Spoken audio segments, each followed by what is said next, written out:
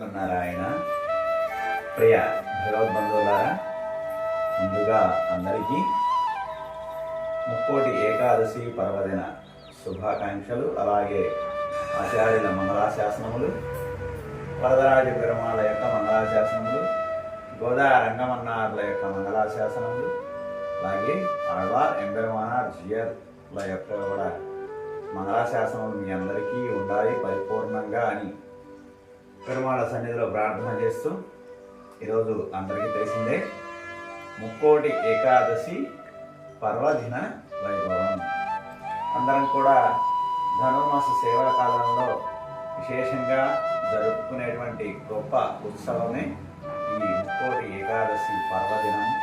33 కోట్ల మంది దేవతలు అలాగే ఎప్పుడెప్పుడా అని ఎదురు చూస్తున్నటువంటి రోజు ఈ రోజున మనము ఆనాడు మధు కైటబులను సంహరించినటువంటి స్వామి వారిని పరమపదానికి చేర్చిన తర్వాత వారి అభ్యర్థన మేరకు మనందరికీ కూడా ఈ ఉత్తర వైకుంఠ ద్వారము అనేటువంటి ఒక విశేష కార్యక్రమాన్ని అనుగ్రహించి మనందరము కూడా ఆయన పాద సన్నిధి చేరే మార్గమే ఈ ఉత్తర వైకుంఠ ద్వార మార్గము అని పెద్దలు చెబుతూ ఉంటారు.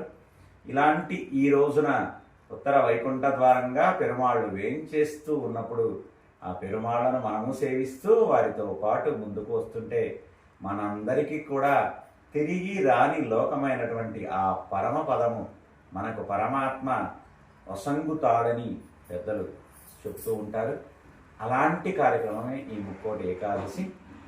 ఇలాంటి కార్యక్రమాన్ని అందరూ సద్వినియోగం చేసుకోండి. అలాగే ఆహారాన్ని వదిలివేసి హరివాసము చేసి పరమాత్మ సన్నిధికి మనమందరము చేరుతూ ఉండాలి. అలాంటి ఈ రోజున మరలా మనము ఆ పరమాత్మనే స్మరణ చేస్తూ జాగరణ కూడా చేయాలి. అలాంటి కార్యక్రమాలను యథాశక్తి అందరూ ఆచరిస్తూ ఆ పెరుమాళ్ళ సన్నిధికి మనందరము చేరే అదృష్టాన్ని అనుగ్రహణని ఇవ్వమని వరదరాజ పెరుమాళ్ళ సన్నిధిలో విజ్ఞాపన చేస్తూ జై శ్రీమన్నారాయణ శ్రీమతే రామానుజాయ నమః.